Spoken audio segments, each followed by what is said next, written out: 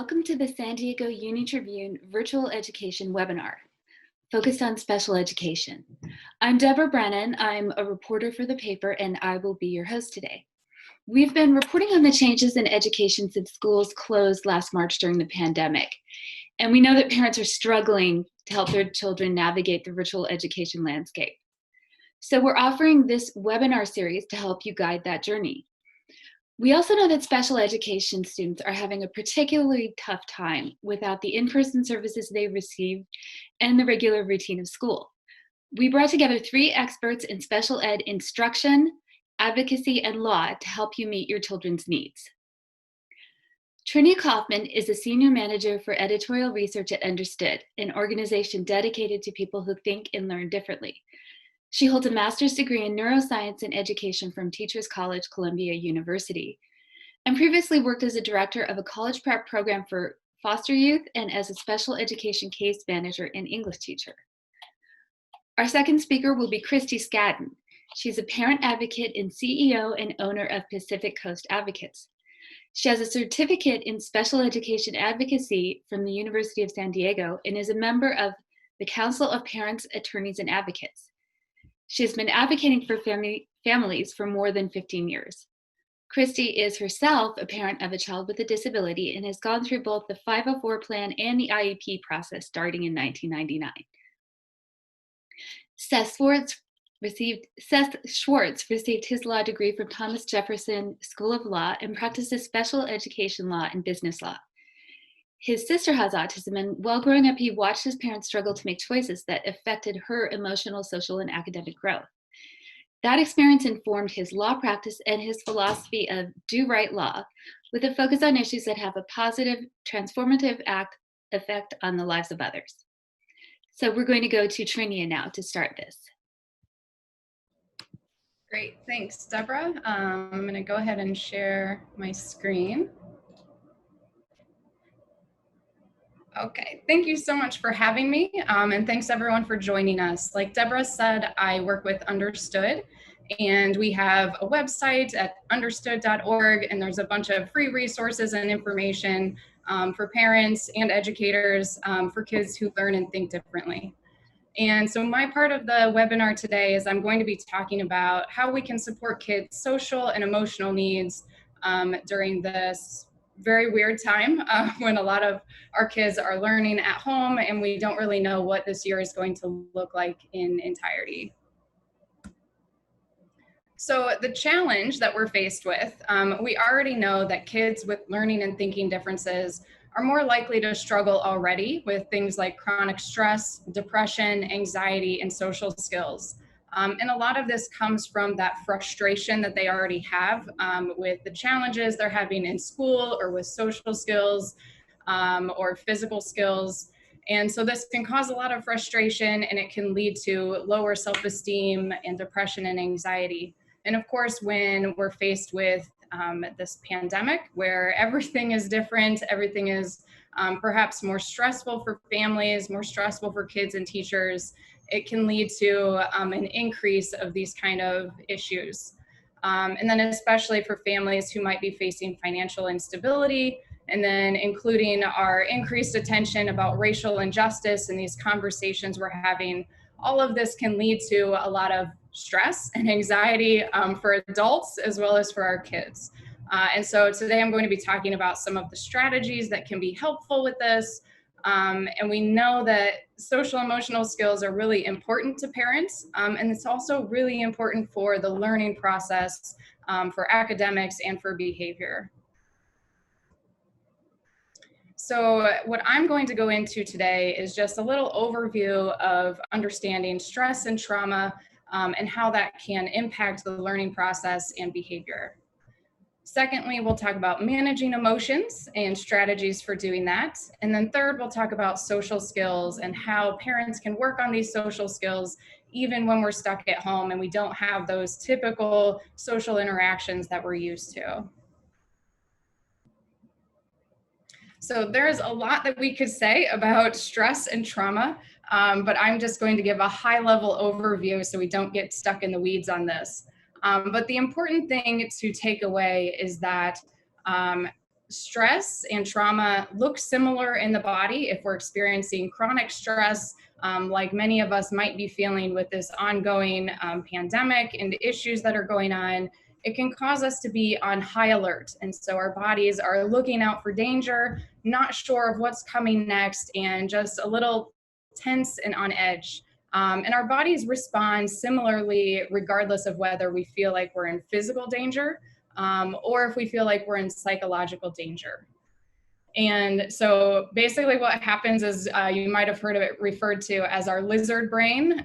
This is the very old brain that we all have that focuses just on keeping us alive.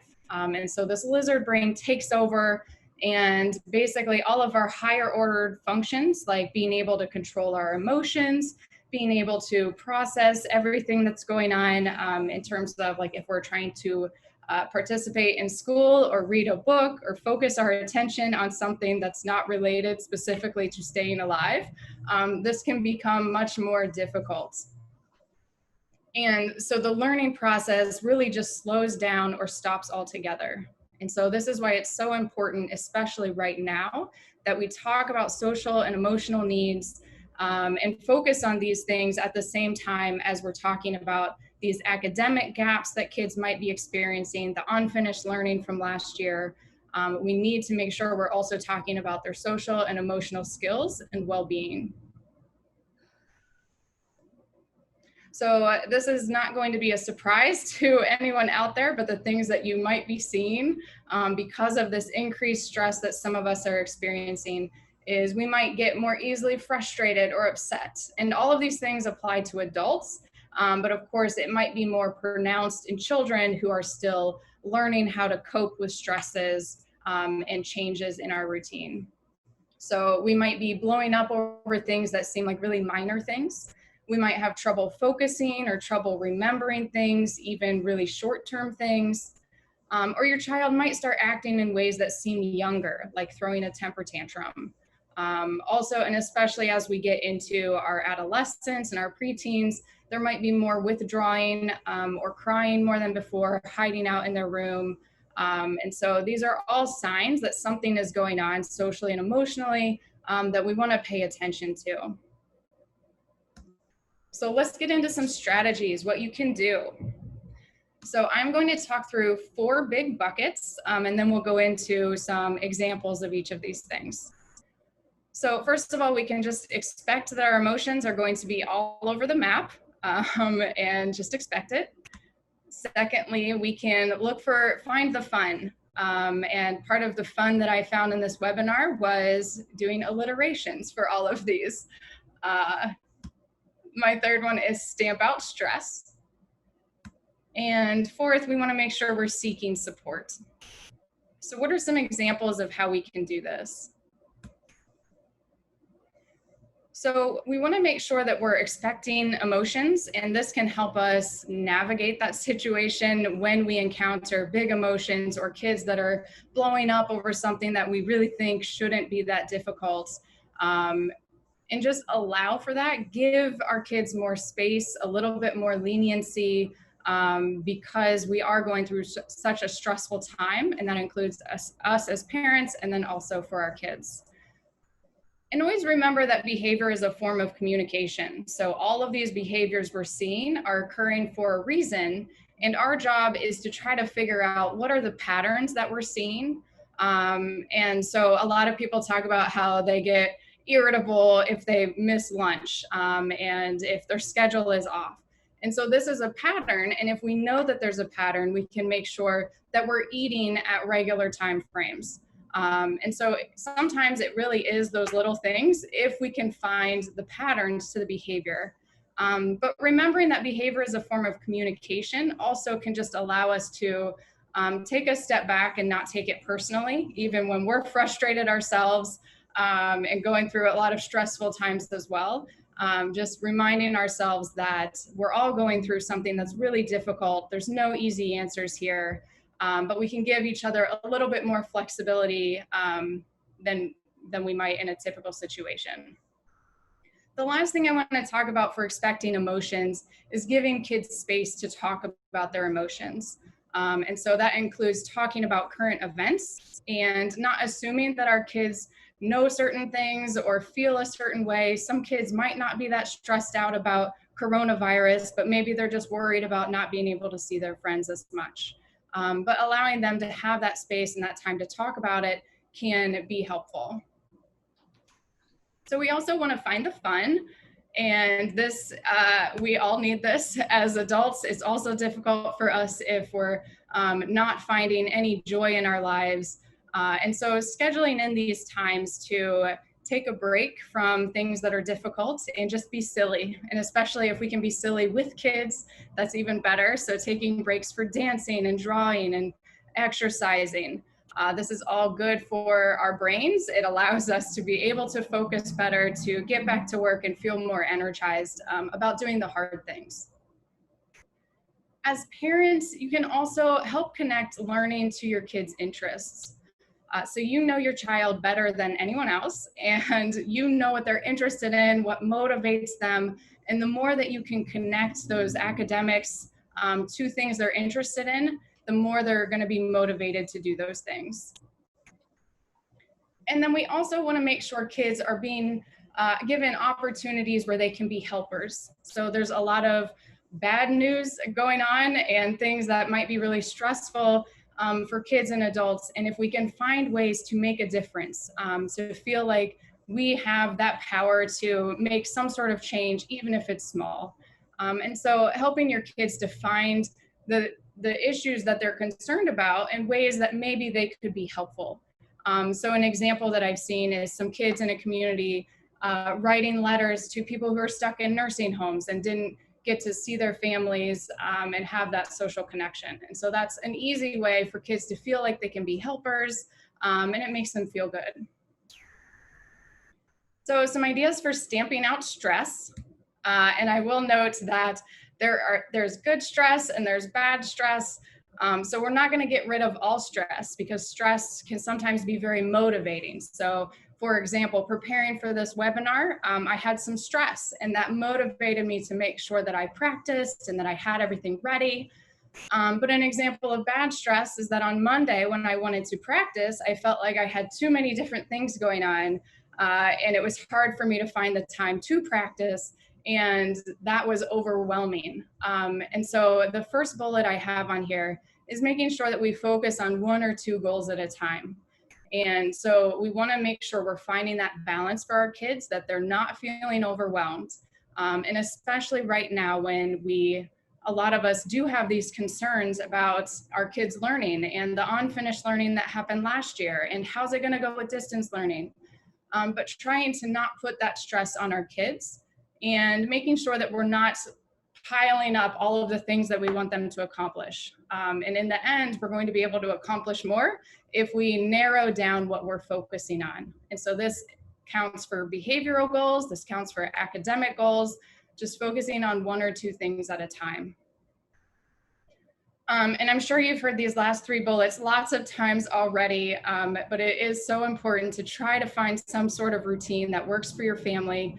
If it gets off base and you need to be flexible and modify that schedule, that's totally fine, but trying to find some sort of schedule and routine. Kids, especially kids with learning and thinking differences, really benefit from that consistent structure and being able to predict what's going to happen next. And then especially making sure they're getting enough sleep, healthy food when they can. This is absolutely critical for our brains to be able to focus and learn and do all of the things that we want to do. And of course, for our emotions as well. Okay, and the last bucket we have is to make sure we're seeking support and not waiting until the last minute when everything seems completely overwhelming and like it's all gone downhill very fast. We want to seek support right away so that we have those structures, those people that we can turn to. So as we're starting off this school year, making sure we're communicating with teachers and establishing that positive relationship so that when issues or concerns come up, we can talk about it and try to figure out some sort of solution. And then also trying to find other parents that you can connect with, finding a parent group. We have one on Understood, but there's other online groups that you can look for so that you have that support system in place. And then lastly, not being afraid to reach out to your child's doctor or psychologist if you need that extra support, especially during this difficult time. Like I've been saying, don't forget adults can use all of these strategies too. And actually it's very important that you're using these strategies because it will model that behavior for your kids. And so making the time, giving yourself the space and the flexibility to forgive yourself when things get off track and go back to see what strategies could you implement to manage these situations in a way that's better for you and better for your child. And the last thing that I wanted to talk about is giving some strategies for working on social skills while we're at home. So we know that kids are still developing their social skills, and socialization is just so important to us all as human beings. We need that social interaction. And so we have to find new ways, even if we're not able to go to school or not able to go into the office or our workplace. And so phone, video calls, texting, emailing, even writing letters, these are all good ways for us to still socialize. If we can go outside and meet people socially distant, making sure we're structuring that in for our child to have those interactions with their peers and their friends. If we have children who are anxious or nervous about these new social situations with wearing a mask or doing video calls, it can be really helpful to practice and role play those situations ahead of time. I know that when I was a teenager, I was terrified of phone calls and I just wouldn't do it. And no one ever thought to practice that with me and role play so that I could anticipate what the other person might say and how I would respond. And so we can role play these situations to help our kids start to get more comfortable and reduce some of that anxiety. And the last thing that I'll mention for here is we can use, I'm sure a lot of us are watching more TV, we might be reading more books, and we can use those as a non-threatening way to talk about emotions and how characters in the story might be feeling, how they might be reacting to other characters, and allow our kids a chance to predict what's going to happen in the story based on what we know of the characters, what we know of how they're feeling. And this can be a really non-threatening way for us to engage in that conversation. All right, so hopefully some of these strategies were helpful. If you want some more ideas, you can visit understood.org or the short link is u.org. Thank you.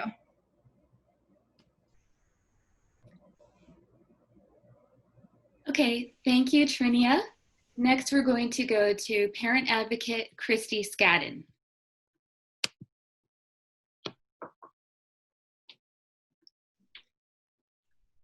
Okay. Let me just share my screen with you guys. Okay, hi. Yes, I'm Christy Skadden. I have some strategies for parents with students with disabilities, some help with the IEPs and 504s during this distance learning time. You know, families, students, and their IEPs are each so unique, so hopefully these can be some great tips that everybody can use.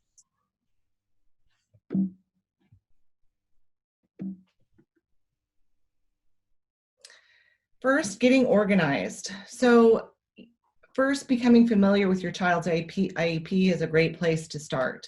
So look at your child's IEP, look at the present levels, which is where your child was when the IEP was written. Your child's goals, so where those areas that your child's working on. Services, who is supporting them. And then the accommodations and modifications, which is what they need to access their education. If you don't have a current copy of your child's IEP, then send an email to your child's case manager. If you're not sure who that person is, you can also send an email to your child's principal. They'll be able to connect you and they can also help get you that information. Also note the dates for the annual and the triennial on your calendar. if those are coming up, especially soon, those would be important for you to understand, to organize yourself, to prepare for them, because those dates and those requirements and timelines are still in place. Next, creating a log. This is a really important thing for you to do as a parent. You're on the front lines now for your child. So gathering information about what's working and what's not working, and just those observations. So your log should include the services. So you can look on your child's IEP to see what the services are, who you should expect to be connecting with your child. And then you're going to look at those services, and you're going to track what they receive and what they don't receive. Also track those approaches. So the technology that they use, what's working, what's not working. Note the name and the title of the person that's providing those services for your child each time. Observations is probably one of the more important areas. So, think about your own personal observations. These aren't formal. You're not the expert from the school. So look at, is your child making progress? Are they regressing? Are they engaged? Are they struggling? So look at all those things, right? Make some notes. And, also, we have a lot happening as parents at home right now. So don't feel like if you can't write, everything down, you're not going to write anything down. Write something down. Even the littlest bit will be important for you moving forward. This log is going to be important for you to be able to participate in the IEP process at upcoming meetings, but also in communications with the school, which is really important. A meeting. I suggest when your school starts, or if it is about to or has already, to go ahead and request an IEP meeting. So that's, once you request a meeting in writing, send an email. The meeting needs to be scheduled and held within 30 calendar days. This is a really important time to talk about your concerns. There's going to be some pretty significant hiccups at the beginning of school. So those notes, those logs that you have, refer back to them. Look at the trends, those big questions that you may have. Discuss those things at that meeting. There they can be recorded, memorialized, so you can address those moving forward as well. A distance learning plan. Districts are coming out with some type of distance learning plan. Sometimes you might see it as like a prior written notice, a blanket statement. You received that at the end of last year. You might see it specifically talked about at this IEP meeting. Just one caution I would say is that your IEP should remain the same, and maybe Seth will talk about that more. But your IEP, the way it's written for brick and mortar. So I don't recommend agreeing to changes. The districts are going to implement those what they can during the distance learning model, regardless. So don't change your IEP for that piece of it. And then communication.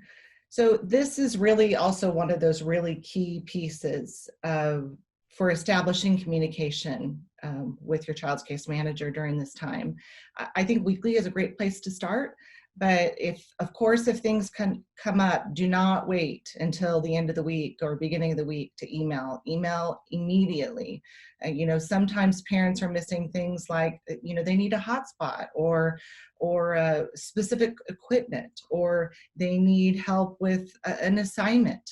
It's so varied and so broad. So don't wait for that. Email those immediately to your child's case manager. And again, if you have any issues or concerns with who you need to connect to, you can always start with your child's principal. But those communications are really not the log that you're creating. Those are your records. These are more general things. So observations about how things are doing, trends, successes, challenges. If you have kind of more general, bigger needs, or you want to to problem solve something. Those are things that you're going to address in your weekly emails. But it's important to put the needs that you have in writing. Don't wait for them to tell you what they're going to offer you. If you have a need, let the district know, let your case manager know right away what it is. I recommend keeping your communication objective, informative, and just centered around what your child's needs are. Understanding your role, and Trinia touched on this also. It is a very stressful time for families at home right now, and we all recognize that. So be kind to yourself, be honest with yourself, be honest with your team, and know that schools are still responsible for your child's learning. They're still responsible for your child's progress. They are still needing to put together a plan to support your child. And they know that. So just be kind to yourself. I know it's a stressful time. And then what else is out there? And I know Trinia talked about this as well. And this is such an important piece. I would say people are doing things differently and evolving because this is so unique and the needs are so different than what we had before. So if it's within your district, something that's within your child's education, start with your district. Ask them what other resources they have. Talk about the problem, ask them about the solutions. Then you can look at outside resources. So, sometimes that's a web search, sometimes that's somebody else you might know, or an agency you're working with, or if you're a regional center, somebody else to start gathering information. Connecting with parents is always a great idea. I think parents are a wealth of information. I love learning from my parents about different resources that they learn about. It's exciting to know that there are new things out there, people trying new ways to serve our families. Also connecting with other parents is a huge benefit, even for us as parents, because we're not alone. So having that support group is really important. They have Facebook support groups. They have agencies that provide parent support groups. They have disability specific support groups. I would just find the one that you feel the most comfortable in, and also the one that fits your needs at the time, or try several. But just nice to know you're not alone. And then, if you come up against something and you feel like you need more professional help, call an advocate, call an attorney. There's lots of us out here, and we all want to help and have thoughts and ideas and experiences that we'd love to share with you. Best practices. So I want to also share just some general best practices for you to take with you, just moving forward, not just specific to this time. So you heard me refer to putting things in writing. Putting things in writing is a really important way to memorialize communications between your school and home. So it's okay to have a verbal conversation, but I would try to keep it in email as much as possible. If you have a verbal conversation, follow up with an email, let them know this is what you understood, let them respond if they had a different intent. But memorializing and tracking that information is really important. So put it in writing. Recording. It is your right to record a meeting. You're not doing anything wrong, and you shouldn't feel uncomfortable. It is a great practice for a variety of reasons. All you have to do is give 24-hour advance written notice. That can be an email. Sometimes you get your meeting notice ahead of time, and you can write on your meeting notice that you're going to be recording and send that in as long as they receive it 24 hours in advance. That fulfills that. I've had clients that have gone back to listen to the recording for clarity, for reference, to share with a spouse, or even to share with an attorney or another service provider about some specifics. So there's lots of great reasons why recording is a great idea. The district can also record if you record, so that's just a normal part of it. You can use your own recorder or your phone. The district should have a district provided piece of technology. A lot of the times it looks like a digital recorder, not their personal devices for that. And then read before you sign. Sometimes we leave an IEP meeting and we feel so great, so empowered. It was collaborative. We made some updates. We developed an IEP that we feel good about. But or we leave and we're frustrated for whatever reason. Don't just sign it. Take a couple hours, take a couple of days. Make sure you review that final draft. Make sure that it has in there everything that you understood and that you expected. And if it doesn't, call for another reconvene to talk about those areas. Email your case manager. But it's much easier to fix it before you sign than it is after you sign. So that's it for me.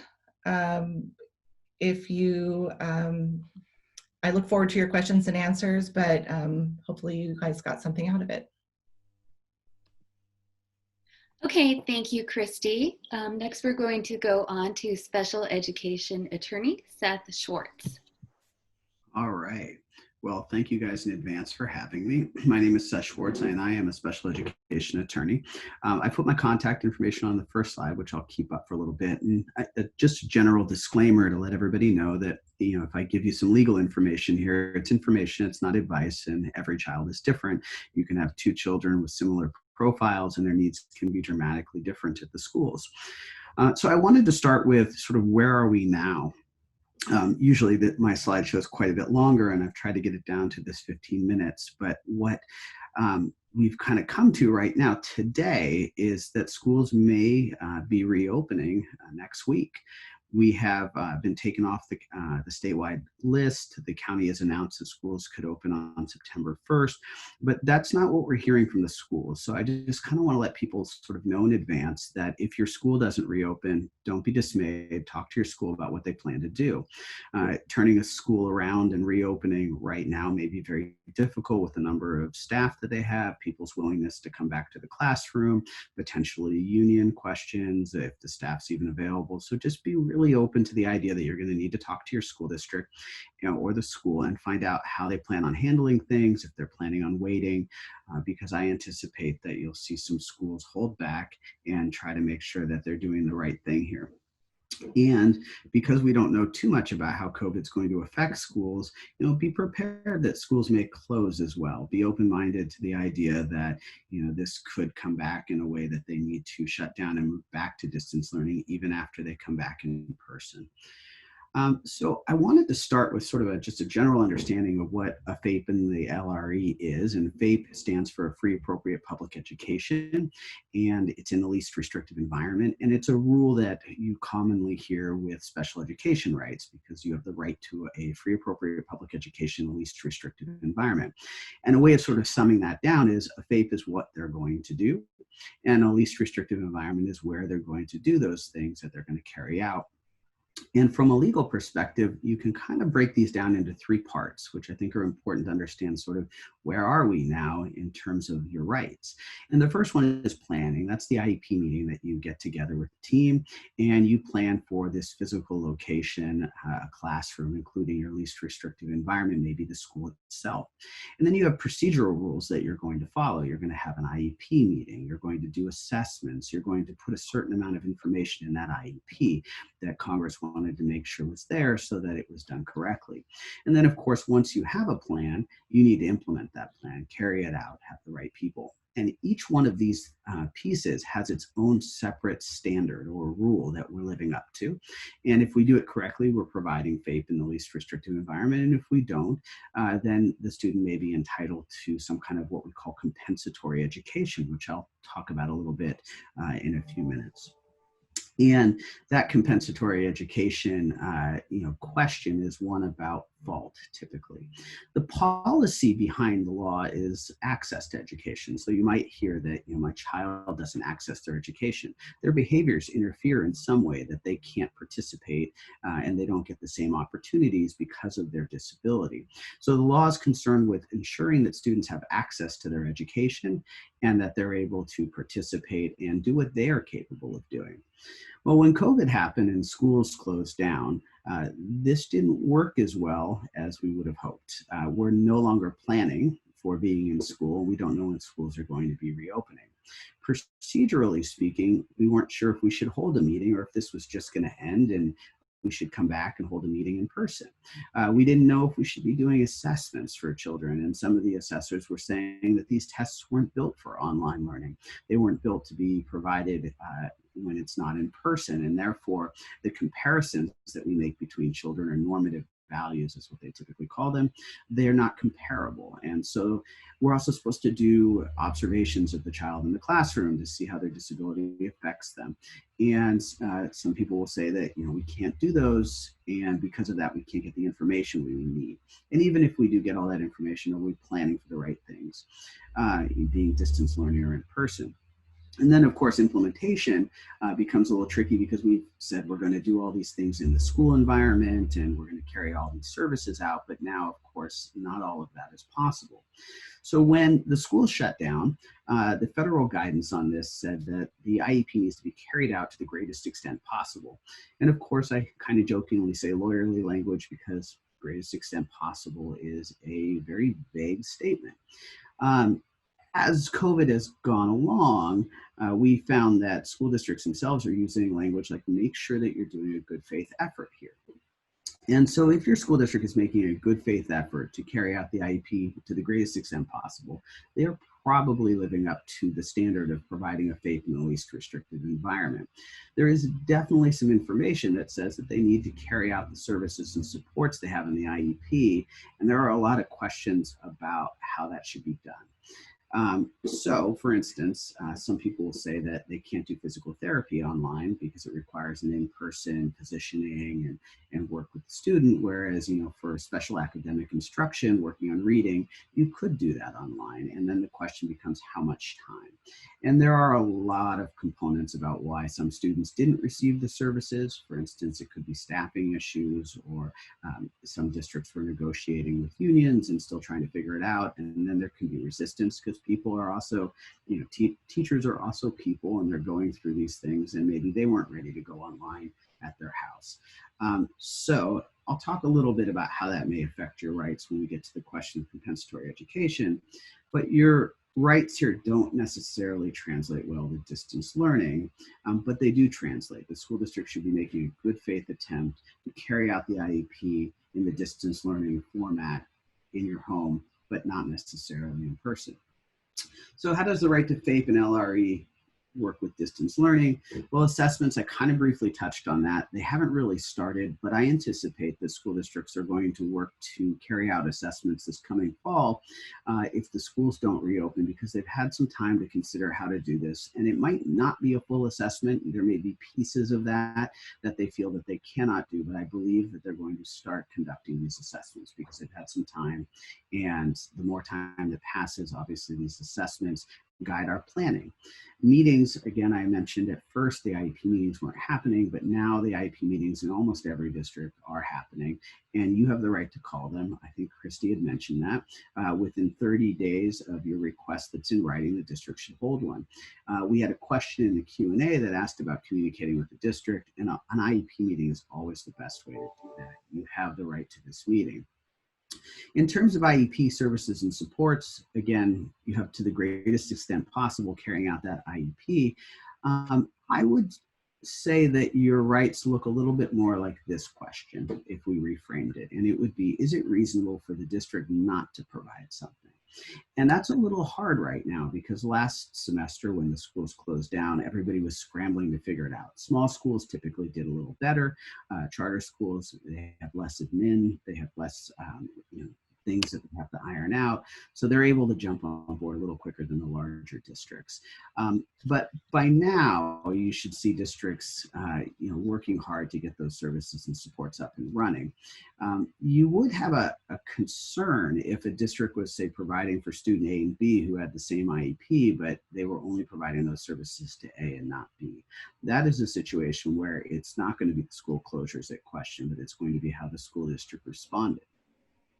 Should you change the IEP itself? And I did hear Christy mention that. Generally speaking, the CDE has indicated that the IEP is pretty much stay put, meaning that when you return to a physical location, that IEP will be carried out as it was in March, and that the changes you made for distance learning would be temporary.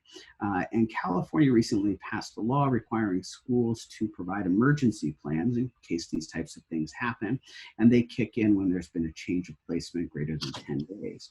The school districts are going to be required to meet with you at your next annual IEP meeting and discuss that. And some school districts may get ahead of this. You may see the emergency plan in your email with a prior written notice explaining what it is. They are not required to do that until they meet with you, but you should just know that they're sending it to you ahead of time so you can look at it, and you're free to bring it up and discuss it at your IEP meetings. A lot of people have asked us about in-home support. That's probably the number one question, one-to-one aids. If I can go to a non-public agency or a private provider or hire somebody and they can come into the home, why can't the school provide it? And that's kind of an open question. There's two questions that happen. The first one is, should the school be required to bring somebody into the home to provide this additional support? And if they are, where's the threshold? What students need it and which students don't? And I think these are very difficult questions because when we had an essential worker question, whether or not a VCBA could come into the home versus, say, an in-home support provider to come help, those qualifications are different. One is not necessarily an essential worker. But school districts have typically said that they're not going to start providing these one-to-ones because they can't send their own people in. So don't be surprised if they tell you that they won't provide the one-to-one, but talk to them about your child's needs. Document those needs very specifically, because the longer this goes on, the one-to-one may actually be a very reasonable request for some students. And I think you have to look at sort of what the county's saying and not saying about providing in-home support. CD has definitely said it's an option. There's been nothing that says that school districts can't provide it, but of course, if people can only go into the home if they're essential workers or only go into their offices, and so to speak, then that essential worker rule is probably going to take over. But right now, again, we're reopening schools, so it's a little bit more lax than it was in, say, April. So make sure you communicate with the district about that. The most important thing, you hear me kind of come back to it, is the question of communication. It's extremely important that you're communicating. You've become your teacher for distance learning, and the school district relies on you to get information to them as much as you're relying on them for information. So I want to give you 2 points that I think are real important about communication. Facts versus frustration is the first one. It's very easy to feel frustrated when you're put into a new role, and I think Trinia mentioned a little earlier about all of this and the nervousness and the frustration and the feelings that you have. But when you're communicating with the district, you really want to give them the facts. My child could not sit at the computer. They spent 5 minutes, but they couldn't stay anything longer than 5 minutes. After a 10-minute break, they could come back in. Can you help me out here and tell me what I should be doing? Similarly, information versus results. You are delivering information to the school district, but you also want to see results. And during this distance learning and during the time that the school districts are struggling as well, be focused on information. You're providing information and trying to get information, but you probably are going to find that the results you're hoping for aren't necessarily happening. So for instance, if you're asking for a one-to-one aid, or you want your child placed into a school that is physically open coming in the coming weeks, those results may be very hard to obtain. That doesn't mean they're impossible, but just be aware that you're giving and receiving information and be more comfortable with that. It will help you in your communication. Ongoing documentation is probably the most important piece of that. Christy definitely touched on that. If you don't have an email, get an email and make sure that you're writing things down to the district and you're telling them what's going on. Take an inventory of the things you have and don't have, because if distance learning continues and you need accommodations or modifications or a computer internet access. I've even helped families with requests for desks and chairs. These are all reasonable requests during distance learning, and schools have been very accommodating. So let them know what you have, including help. If you're the person teaching, let them know. If your daughter's helping your son during distance learning, let them know. These things are all very important, and they may have some effect on shaping the team's response. And then finally, ask questions. Sometimes we deal with the thing that's right on our mind, but other times we don't necessarily get the information that we're going to need in the next step. And so, for instance, I would encourage you to ask if they have plans to reopen. If they do, what is going to happen? Do you just take your child to the same classroom they were in? You can ask them questions about the work they're working on, if they have materials that they can send home. Don't be afraid to ask a question that's on your mind, because if you don't ask, you won't get that answer, and you may be wondering why you didn't get something later.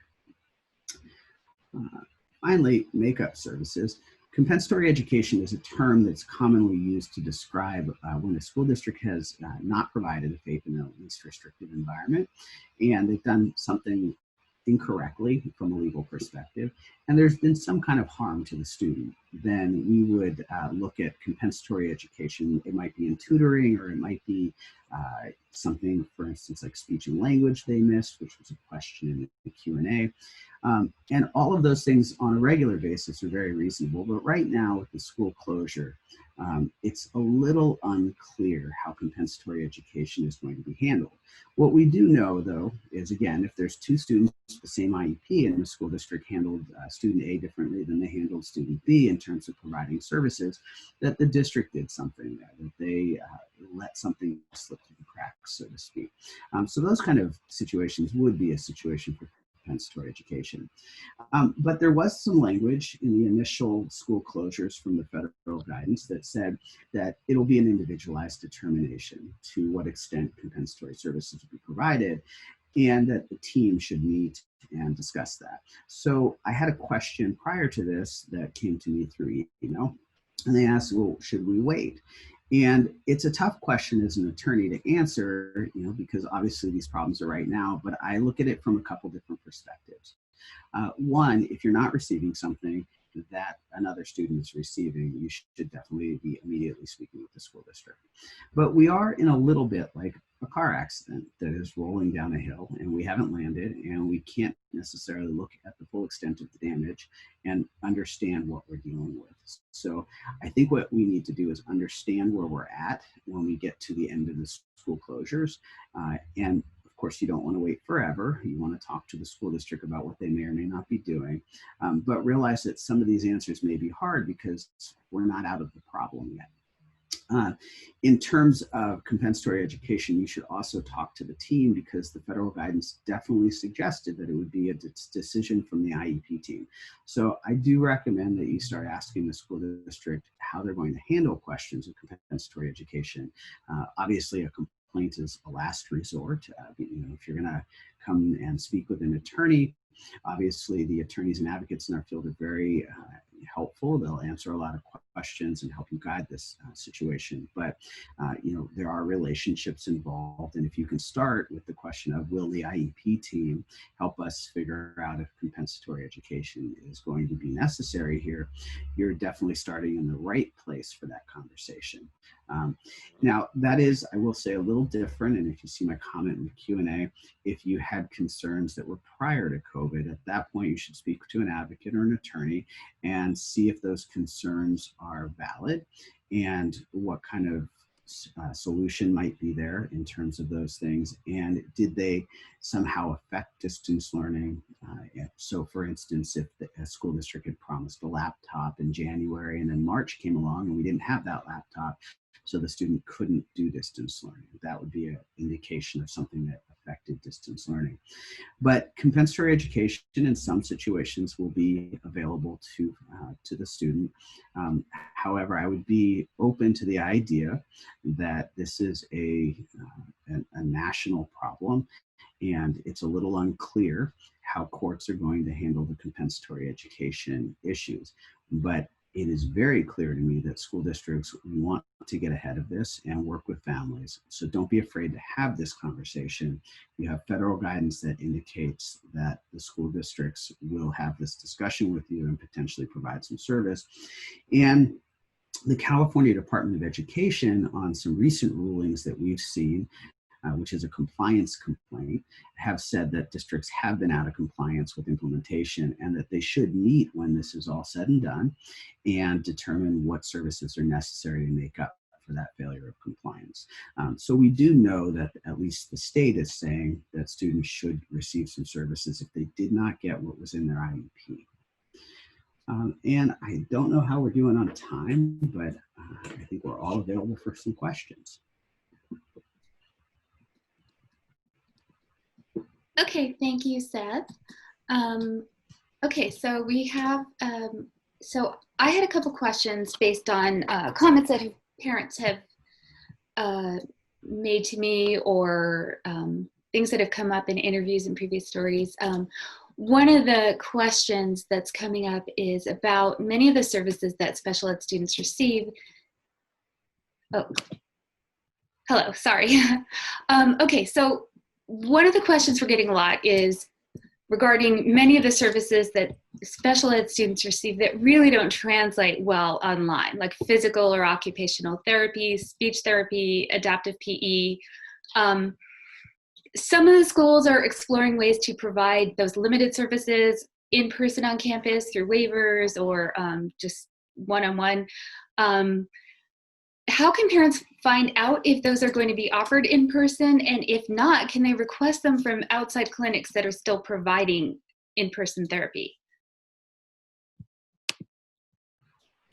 So that's for Seth or anyone else who wants to answer. I'll take a quick stab at it. You should always ask your district in writing what services they are going to provide and what services they don't feel they can provide. There's a concept in the law called prior written notice. This allows a parent to ask for a description of why or why not a school district is doing something. And in this situation, if they're hearing, no, we're not going to provide OT or PT, I would recommend that they ask for prior written notice. This is not necessarily something that'll be that they can take and do something with immediately, but it gives them some understanding of what the school district's decision making was like. And if later that conversation comes up, you can say, hey, this is why you said you weren't going to do it. The second part of the question that you brought up was whether or not they should fund outside services that may be available in place of the one the school district provided. And as an attorney, my first conversation dealing with reimbursement is always that you're taking a risk. There is no guarantee that you'll receive those funds back that you put out there. But like any family, and I would always recommend putting your child first and doing what you need to do.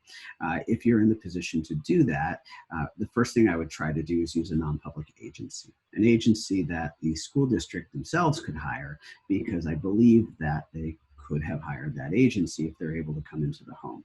So I would start with the idea with the district, bless you, about people that they might use and whether or not they can do that. And I would make the request before I do it. I would tell them, you're not providing speech right now. I believe it can be provided. And if I don't hear back within 10 days, I would like to go ahead and start paying for it, but I'll seek reimbursement. That notice provision that we have in the law is about putting a child into a private school unilaterally. But before you do something like pay for services, please let the district know and let them know you'd like them to pay for it so that you can minimize your risk and potentially seek reimbursement if it's appropriate at a later date. And I just want to reiterate what Seth was talking about with the communication. I think that's such an important piece is, not waiting until, if there's something that your child needs or your child's missing, to email the school and start that dialogue objectively right away.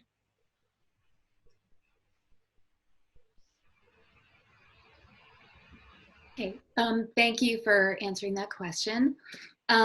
We have a question from one of our viewers about the long screen time that's required for the virtual school day. I think you answered it online, but I'd like to pose this to all the panelists to get your thoughts on this. And they said that the viewer said school has kindergarten from 8:30 to 2:50. There's short breaks, but they have to be home for the entire window. Her son has autism, ADHD, and struggles with attention and transitions. So she's looking at a full day of transitioning from one low energy activity to another, all at home. And the demands of the schedule aren't realistic for him. And what language can I use with school staff to communicate that this is unrealistic? Could I ask for a modified schedule? And I think a broader question, again, this is something we're hearing from a lot of parents, special ed students now, is that the extended screen time is really hard for kids with developmental or learning disabilities. It's hard for any of us to sit on Zoom meetings all day, but let alone a child who has trouble with focus or attention or social skills. So what are, not only how can you communicate with the school, but what are some of the options to break that up or make that more manageable for kids who really don't do well with, strictly online education?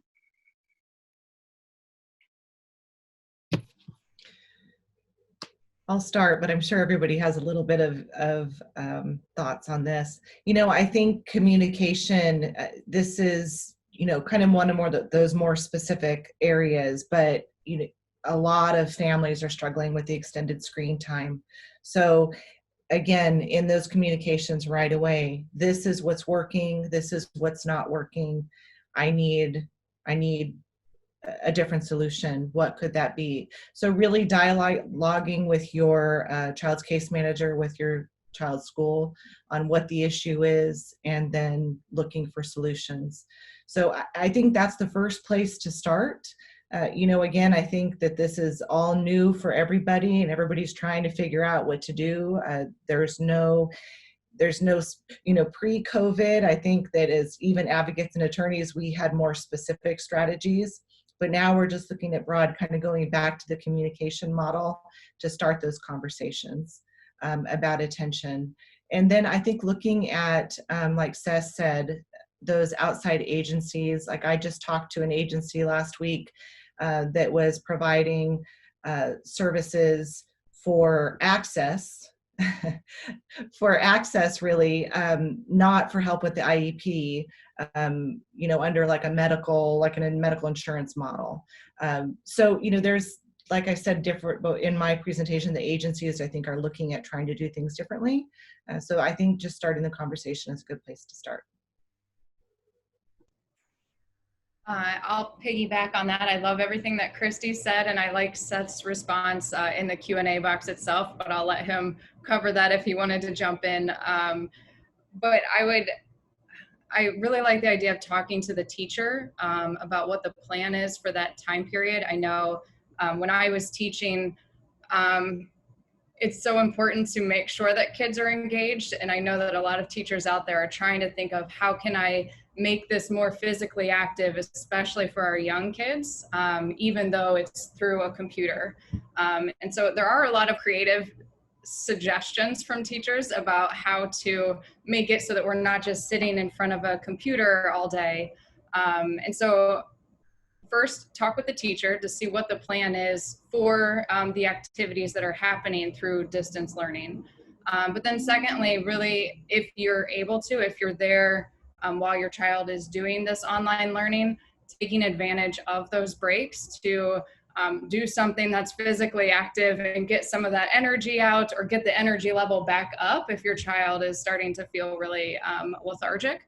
And so finding something active to do and taking advantage of those breaks when you can. I think one of the things that sort of caught me in the question when I initially answered in the Q&A was the communication issue. And I actually kind of want to just point to something very interesting, which is some of the attendees here actually work for school districts. And earlier we had a special education director here. They care.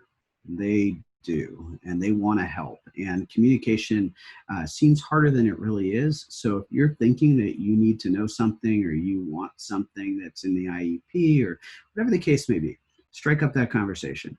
That's your starting point. They are here, they're listening, they're trying to get information because they don't always know how to help the families, the children. They are also in this situation. that you're in. It's just a different perspective. So just start communicating.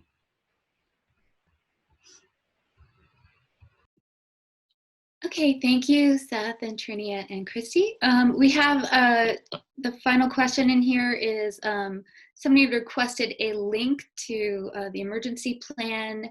I believe that you posted that in there, so I think that's answered. Okay, so we have another question. What if they don't provide or won't provide compensatory education? Is it out of my pocket? Do I log my expenses paid and when school reopens, request compensation? Yeah, absolutely. So the last part of what you said is what you should be doing. You should be keeping very accurate records of what's going on.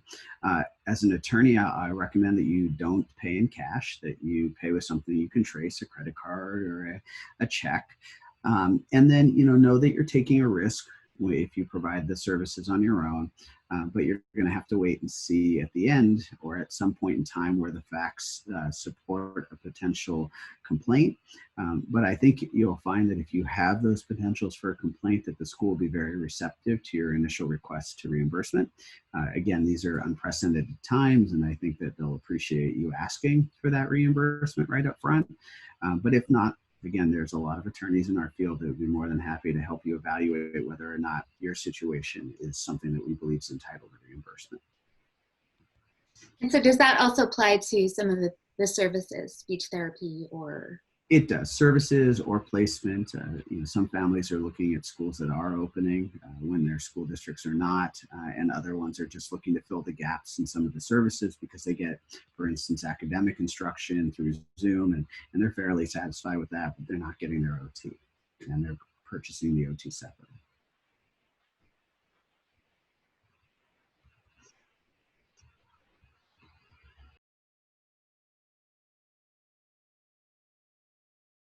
And Deborah, your mic's off.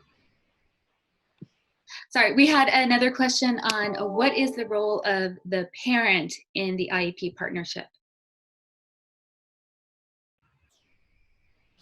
Well, I'll start. I'm sure Seth has something to add too, maybe Trinia too, but a parent is a part of the IEP team. So you are an equal member of the team. So it's important, your input and your collaboration to develop an IEP for your child is critical.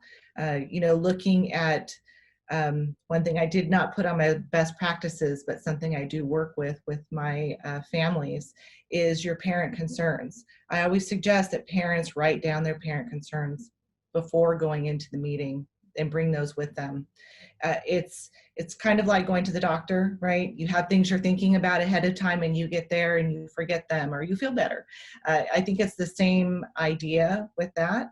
But I think organizing it, I would put them in order. Sometimes things are coming up weeks and months in advance. So, start a notepad on your phone or something on your desk, something where you can record thoughts and concerns and questions that you have. And then when you get ready to go into that meeting, put those in I think a bulleted list works really well, but it doesn't have to be that, but just write those down, type them out and bring them in. And also I suggest that parents put those in their own words. I would ask that you give those to the case manager and ask that they copy and paste that into the IEP itself. That's your voice for your parent concerns. And it's important as a parent to have that voice, to know that your concerns matter.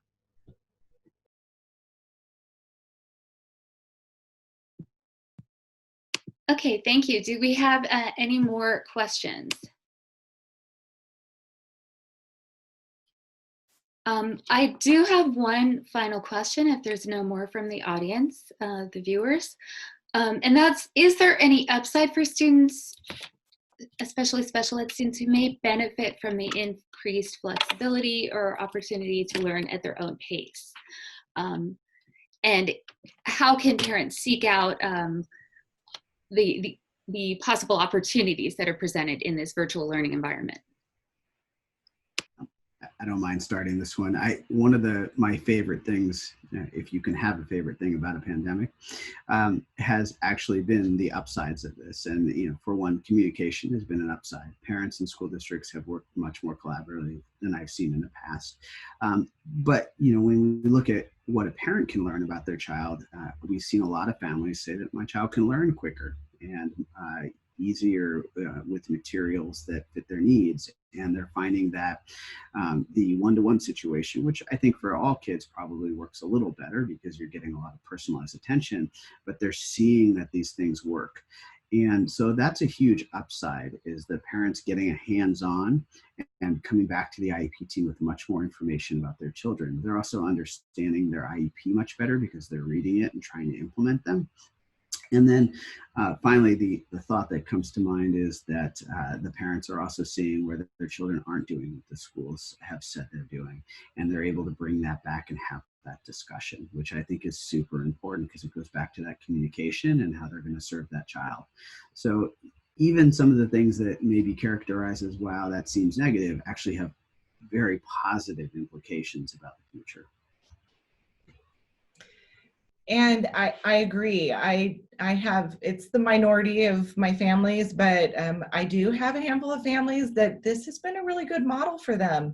There's been a lot of flexibility with the way that the child needs to learn that works best for them, and this has really provided that. It doesn't mean that there aren't hiccups in some areas. So again, like Seth mentioned, the communication piece is really important to talk about that and problem solve on those specific areas. But for some kids, the model on a whole has been successful. So yeah, there's a lot of different opportunities out there. I totally agree with both Seth and Christy's points on this. At Understood, we've heard from definitely some families who have found this to be a really beneficial experience, and that some of the families are even planning to continue online learning or distance learning in some sort of capacity in the future because they saw such a big change in their child. Whether it was from removing the distractions of the classroom or the social anxiety aspect, or being able to just focus better on their work and move at the pace that felt right for them. But of course, there's a whole bunch of parents that did not feel that as well. But even for those families, I think the thing that we can focus on is trying to find those positive aspects of what can we learn from this situation, even though it's really challenging and it's really stressful. What can we take out of this that is going to be beneficial to us in the future? And this can help remove some of the stress from ourselves and from our child, and hopefully allow us to gain something through a challenging experience. And I just want to follow with one last thing. I completely agree, but I also think that this is such a great time to look at the uniqueness of our own kids and what their needs are, and really, working on that relationship with your case manager and your school, with objective information. So you're really on the same team, working to provide things for your child, and also seeing that recognizing the successes. Trini, I completely agree. I think there's going to be little issues, but recognize the successes and build on those. I think the first part of the IEP, those preferences, learning and interests that are at the very front, is such an important piece of the whole IEP, to have that positives. This is what works for me. And this could be a great time too, in those logs, to really figure out what are those things that works best for my child. So a lot of benefit too can come from this. Okay, great. Well, thank you so much to all of our panelists. We really appreciate you taking the time to come and kind of dig down into some of the issues that special ed parents are facing during this time, and to answer the questions that parents are having. To all our viewers, we will have a short poll immediately after this webinar. So if you can hang on a minute and just kind of check a box, it's one question. We would appreciate the feedback. And this is one in a series of webinars, so please stay Stay tuned for additional webinars on other subjects related to virtual learning. This session has been recorded, so if you want to share it or rewatch it, you can look for that link online as well. Thank you.